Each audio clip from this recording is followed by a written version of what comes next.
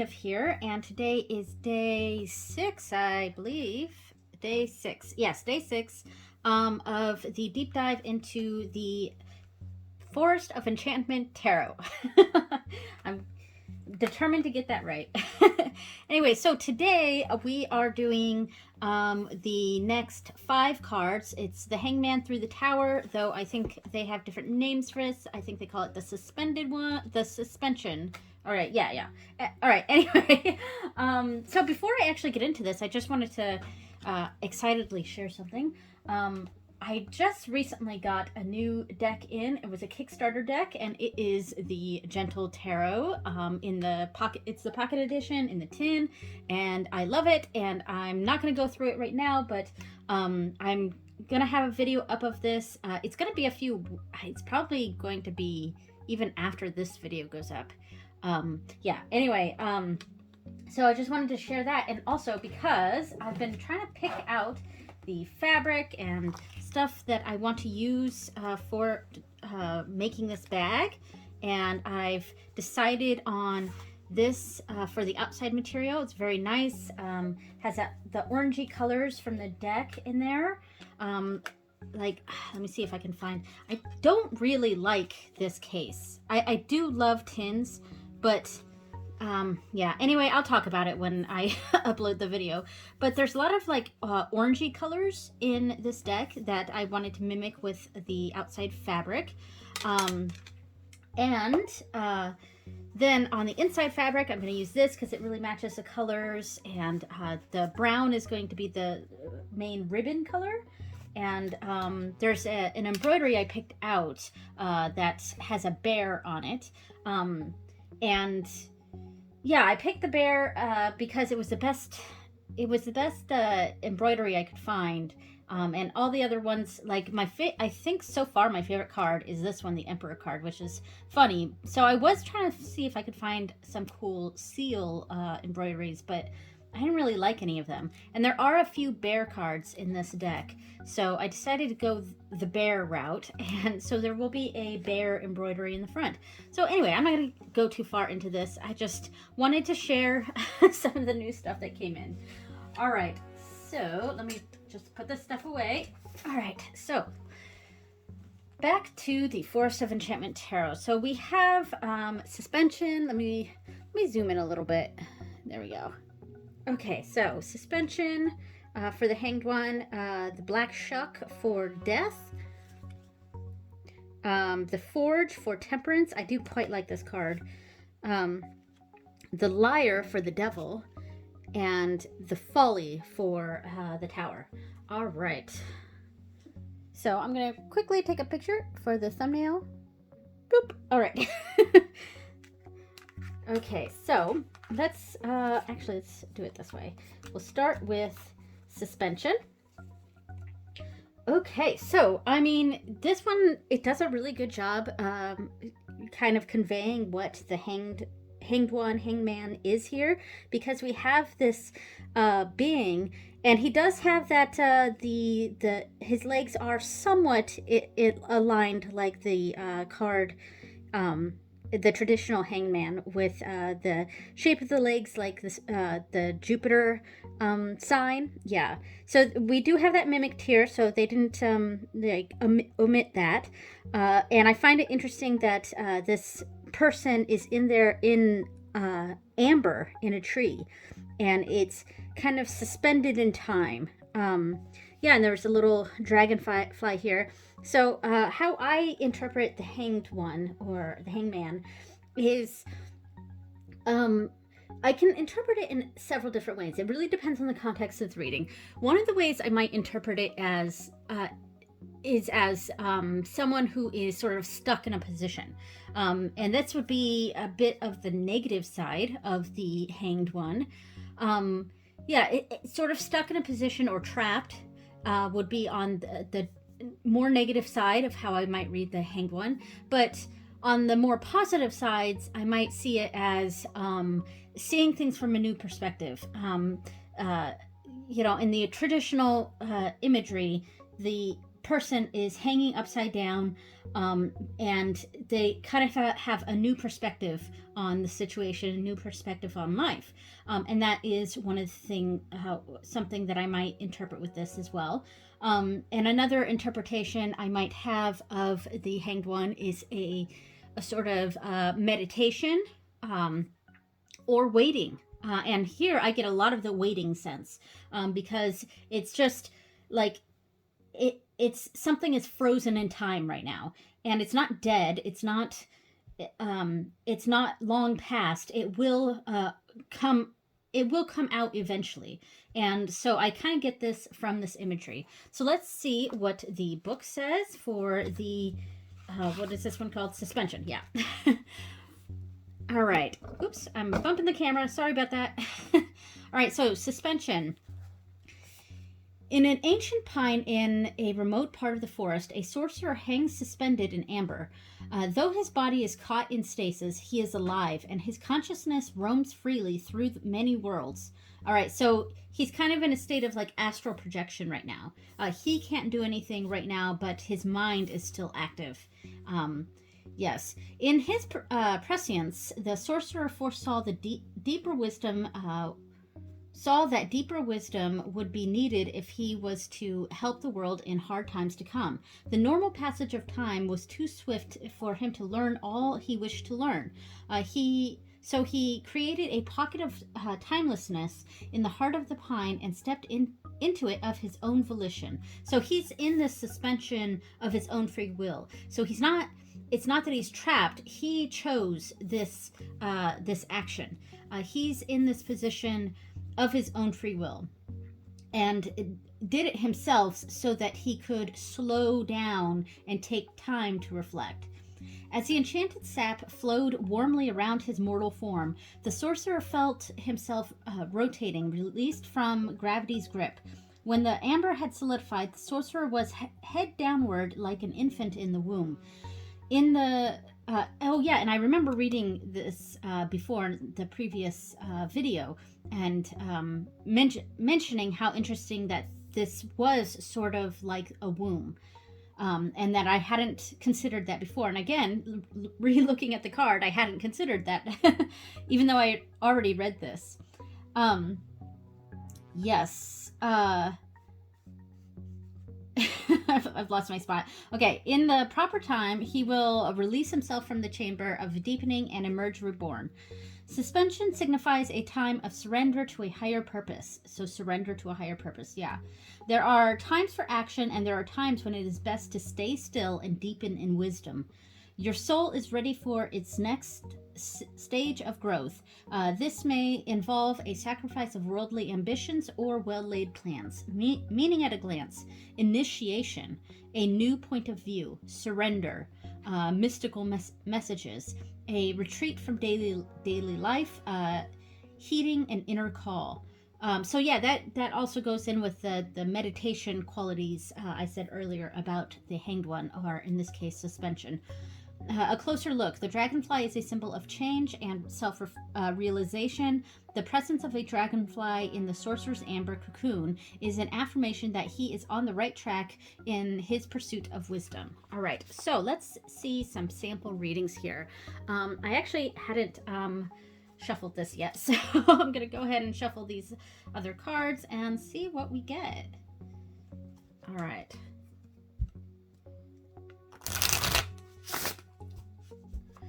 Right. I love that I can riffle and bridge this deck because of the thinner cardstock. It's the typical Llewellyn cardstock, and I quite like that. All right, so let's see. So we have the Keeper of Challenges, more of the court cards again. Keeper of Challenges, that's the King of Swords. And we have the Ace of Boons. I love this card. It was one of my favorites. I just like this toad. All right, so the Keeper of Challenges. So I might read this as a need to slow down our actions, to listen to some wise counsel. Like, we got the advice to slow down a bit. and to really look into things and think carefully, because the Keeper of Challenges here, the King of Swords, is a very intelligent person. And I think the advice here is leading to a prosperous outcome, a big opportunity coming forth by taking this time to slow down a little bit and wait for this to come. And I think that's what I'm seeing here, an advice to think methodically, think carefully, and slow your roll. And that at this point in time, it would be best to just slow down a bit and wait for this opportunity to come. Sometimes we need to grab those opportunities as they, like, take a more proactive approach and really get those opportunities. And then other times we need to just wait. And I would say that is the advice here, is to wait, and that opportunity will come. All right, so next card, we have the Black Shuck, and I actually quite like this card. So I don't think I'm going to say too much about the Death card here, because Death really represents the ending of things. It doesn't necessarily mean a physical death.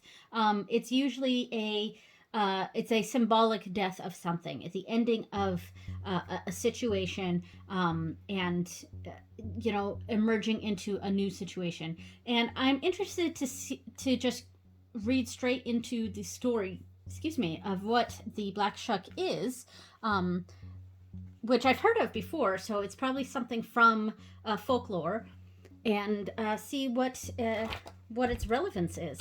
All right, so the Black Shuck. All right, so excuse me. Of the otherworldly beings that dwell in the woods, few are as fearsome as the Black Shuck, for he is a potent of death.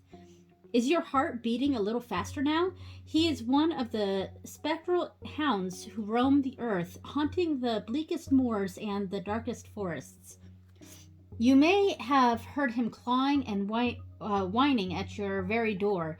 Now he meets you among the gravestones, illuminated by lightning flashes all around here. Don't worry, he won't harm you. Black Shuck comes not to take your life, but as a memento mori, a reminder that death awaits you and life is not to be wasted. That's an interesting take on the Death card. That death awaits you, so your life is not to be wasted. Look into his fiery eyes. Let him know that you understand his message. If you have the courage, extend a cautious hand and feel his cold breath. He knows your scent, and he will find you again. Sooner or later, Black Shuck comes for us all. When Black Shuck appears, take it as a sign that you need to prioritize what is important to you and release what no longer serves you. The card rarely means a physical death, but don't run away from that interpretation either.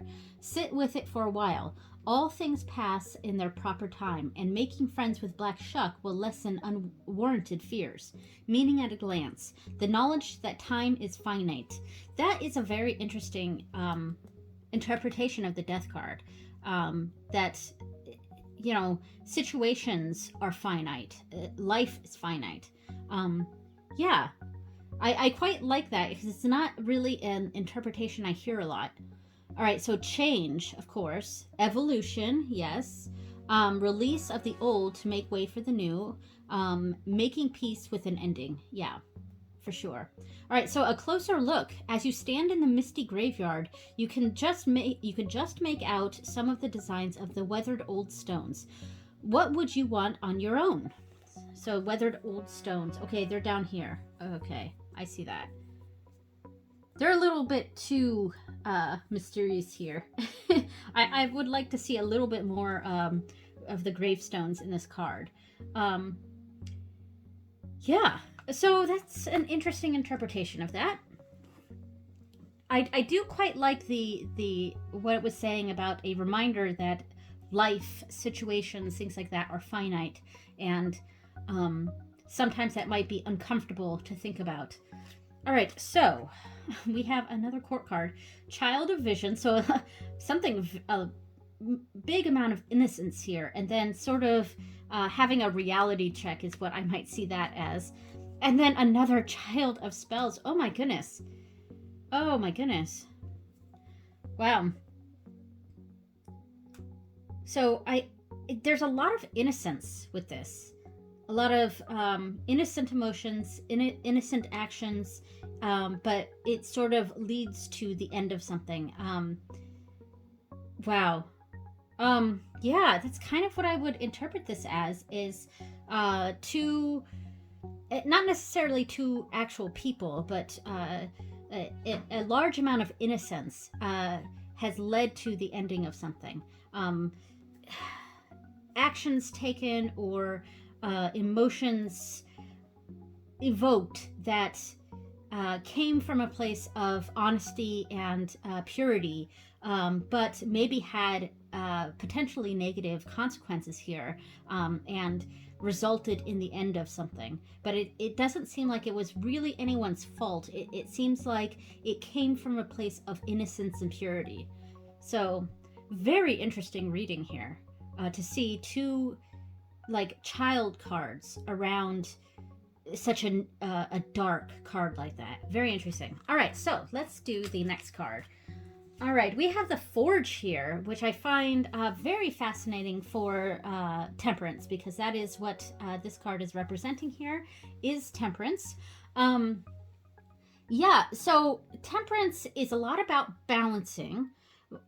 It's also a lot about alchemy, blending of things together, which you really see here with the Forge. I do like that they're using a forge to represent temperance. I mean, I feel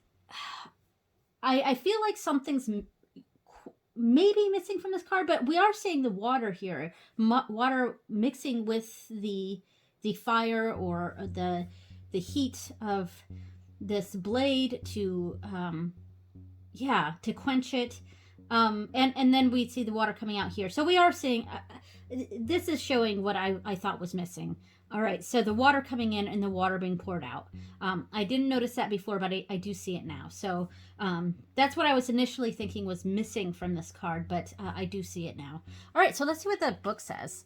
I didn't have a whole lot of interpretation here because it almost felt like this was pretty straightforward.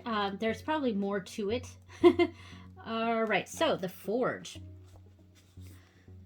All right, so in a wide clearing stands the ancient forge where magical swords are made. S-words. Dwarves have been dedicated to this task for as long as dwarf memory goes back, and that is a very long time indeed. All the elements are needed to summon the soul of the sword: earth, fire, air, water. The raw materials from the earth are activated and transformed by fire, which is kept alive by air. The fiery metals are cooled by pure water from a nearby spring. The process tempers the blades and strengthens them. The swords are worked and shaped from the anvil, then heated again and cooled again. When these master craftsmen are satisfied with each blade's balance and strength, the gleaming swords and their hilts are finished with jewels and mystic runes. This is the dwarves' vocation in the highest sense, a spiritual and magical task as well as a practical one. The forge represents the blending of elements to achieve balance. Time spent in fire must be balanced by time in water, metaphorically speaking. The blade is stressed by the flames, then blessed by the living water. Combining stressing and blessing results in strength. So, meaning at a glance: balance, temperance, moderation. Moderation is a great word for the temperance card, taking things in moderation. Alchemy, elemental harmony, strength that comes from enduring suffering. Wow. So kind of that needing to experience strife before you can really experience the blessings in life, something like that. All right, a closer look. The swirling magic around the dwarves contains tiny symbols for the elements. Let's see. Yes, I see the elemental symbols coming up.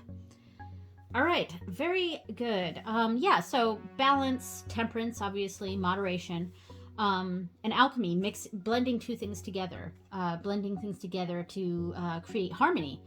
Yeah. All right, so, and I also like this card because it kind of makes me think of my husband because he really enjoys he really wants to get into blacksmithing, and it's definitely an interest of his. And we love that show, Forged in Fire. We watch that whenever it's available. But anyway, okay, so let's see what the cards around it are. We have 9 of Boons. Nice. So something very prosperous here. And we have the Weaver of Visions. So I feel like this is a very positive reading, like taking things in moderation, and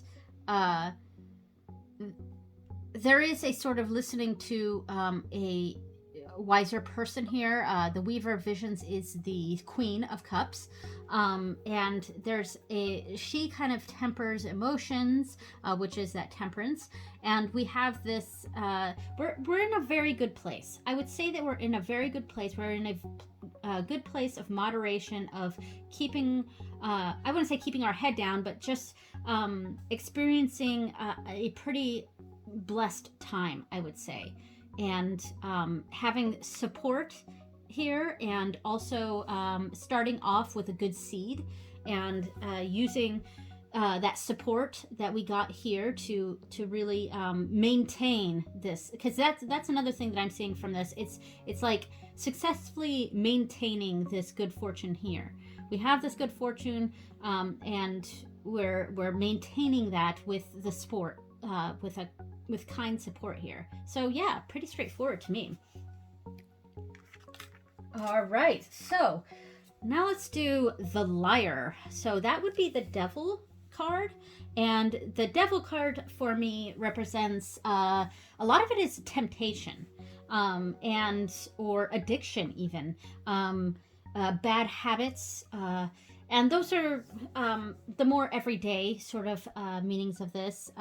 It could be a lot more serious, a lot more triggering, or something like that, and also being like tied to a situation more so than the Hanged one, with the Suspension card. Let me see if I can find that. All right, so with the Suspension card, I can sometimes interpret this as being stuck in a situation. But with the Hanged one here, we're kind of here of our own choice, and there's this implied element to the Hanged one or Suspension here where we can leave, like we have the power to leave, and we're kind of here of our own choice.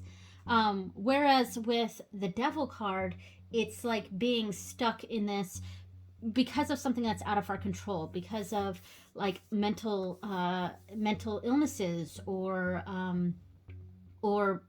a series of bad choices of going down the road of temptation that have led us to a point where it's hard to escape because we feel we're addicted, or we feel bound to this. And here, with this card being called the Liar, I mean, here we have someone who looks quite charming, but he is the liar, so he's not to be trusted. And like there's a snake around his staff here, maybe a little bit of that Garden of Eden symbology. And we see that the area in front of him, like from our side, it is flowering, and there's a lot of life, and there's this bird here. There's a lot of life up to him, but if we look behind him, I think we're seeing like these evil eyes in the woods here. It still looks quite lush, but we're kind of losing some of the leaves, and hidden in this lushness is something dark and sinister that we may not be able to escape if we go down this path. All right, so let's see what the book says about the Liar. Okay, so the Liar beckons you, coaxes you closer. His voice is Mellifluous. That is not a word I've ever heard before. Mellifluous. All right, I'm going to have to look up that word. All right, his voice is mellifluous, throaty, sensual. The voice you always want to hear, telling you what you always wanted to believe. He promises delicious secrets, things he has never shared with another living soul.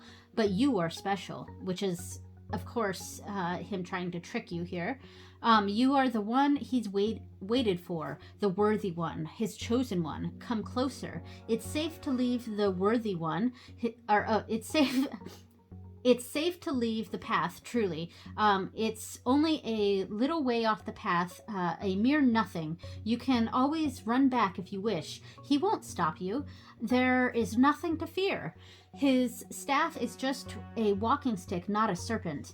There is no rat peering from his hair. Oh, I thought I saw something in his hair. I see it better here in the larger image. Your own eyes deceive you. Come closer. Oh man, he's a big-time gaslighter. The liar represents danger, bondage, addiction, a separation of spirit or soul from human dealings. He is a mesmerist who can easily lull victims into believing his lies if they are not on their guard. He knows everything you want, and if one approach doesn't work, he will quickly try another. You must choose to escape, for he will never let you go of his own accord. Meaning at a glance: bondage to what is harmful, separation of mind and heart, soullessness, manipulation, addictions. A closer look. The liar's bird, a magpie, is bringing him some gold. I thought he had something in his beak there. There are magpies and magpie feathers in other cards. Can you find them? Very interesting. Magpies are part of the corvid family. Often associated with on Morrigan. Anyway, so let's see what the other cards around this are. All right, we have Ace of Spells. Okay, wow. And we have the Seeker of Challenges. Okay, so I feel like there's an action that needs to be taken. But with the Seeker of Challenges next to the liar here, I would say to not go with whoever this person is. This person is the liar here. And, yeah. So I kind of want to see real quick. I know we're going off here a bit. I just want to see what this book says about the Ace of Spells. Because, I'm going to be doing each of these cards later on, and I'm not going to read this whole thing, don't worry. But I just wanted to see what their meanings at a glance are. So a new sense of purpose, yes. A new revitalized project. Aces are something new. Magic, will, fearlessness, confidence, a boost of energy, fire element. So, like a new sense of purpose, that part really stood out to me because I feel like it's a trap. This new sense of purpose that seems almost too good to be true is too good to be true, and it's being led by this person who is the Knight of Challenges here, who seems confident and is wanting you to run headlong into this, but I would say not to trust this person and that this is too good to be true and to not go this path. All right, so that would be that reading. So last card here, we have the Folly, and this is the Tower.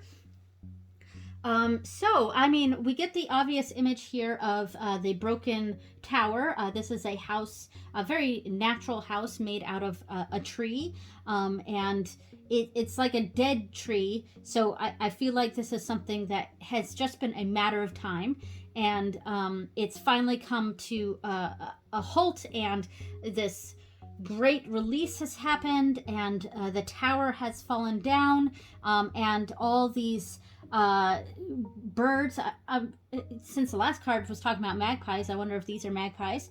It could be crows or some other corvid, but it's and the release of these birds may be a good thing, maybe, but quite possibly could seem like a bad thing.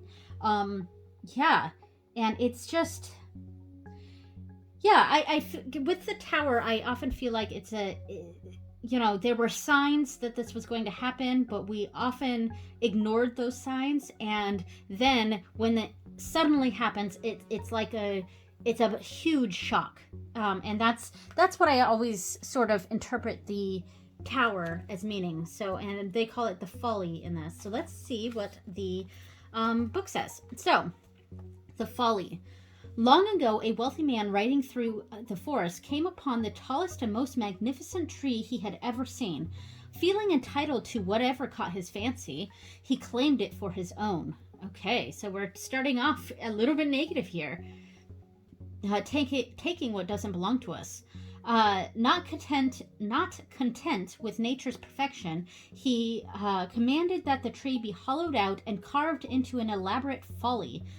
In his arrogance and ignorance, he refused to listen to the woodsman's warnings that the towering treetop was too slender to bear the strain. Yeah, like I was saying, like there were signs that this was going to happen, but we didn't want to see it. Fearing for their employment, the woodsmen obeyed the cruel orders, though it tore at their hearts to do it. At first, the rich man and his rich friends were amused by the folly's eccentric appearance in the solemn forest, but they soon lost interest and abandoned it. In time, the tree, dying from the inside out, cracked and the folly fell into ruin. A dead zone radiates from its roots, and no creature comes near, except a great flock of rooks. That's what the birds are. Great flock of rooks that spiral up at dusk, harshly crying out their anger and their grief. So they're not actually coming out of this. It kind of looks like they're coming out of that. They're sad about this tree in general, and have come in a come to cry and wail about it. All right, so the folly signifies the ending of indulgent and worthless vanities. Interesting. That's actually a bit different than how I might interpret the Tower card. This does not always feel good. Most radical changes disrupt one's equilibrium for a time. Step back and look at what you've made and how it serves you. What folly needs to be destroyed so that the true and the beautiful can return? Meaning at a glance. Destruction ending the old to make way for the new. Which is pretty generic. A bad idea reaches its inevitable conclusion. That's, yes, a bad idea reaches its inevitable conclusion. Yeah, and like I said, I see this as a devastating thing that has happened, but there likely were signs leading up to it that we ignored. All right, so a closer look. A collective noun for a group of rooks is building. A building of rooks. What are these rooks building from the runes? Interesting. All right, so let's do some sample readings here, or one sample reading. All right, so we have 7 of Spells. Okay, so that's a 7 of Wands, which is like a defense. Okay, and then we have the 8 of Visions moving on from this. Okay, so I think a big argument has reached its boiling point, and there's been a great disruption of this, because the 7 of Spells, the 7 of Wands, I do see as a sort of actually, let me see. I'm going to do the same thing I did with the last reading, and I'm just going to see what it says here for the 7 of Spells. So they said holding your own under attack. So like I said, kind of a defensiveness. Trivial problems add up. Trivial problems add up. Wow, these 2 cards next to each other are really, wow. So misunderstandings. There's been a misunderstanding going on that has led to this massive break. And defensiveness, general defensiveness. And what we end with is this like aimless quality here of the 8 of Visions. And that's kind of what I get with this depiction of the 8 of Visions, is kind of not really knowing what to do now, and wandering off, walking away from this entire situation, but not really knowing where you're going from there. And I think that's what we're getting here, is that the situation here, this misunderstanding or defensiveness or big argument of some sort, has just exploded, and there were signs that this was going to happen, and it's kind of leaving devastation in the wake of this, and leaving it behind and not really knowing where to go from there. All right, so I'm going to end this because my throat's kind of getting a little but anyway, so thank you so much for watching, everyone, and I will see you next time when I do the last 5 Major Arcana cards for the Forest of Enchantment Tarot. Thank you so much for watching, everyone. See you later. Bye.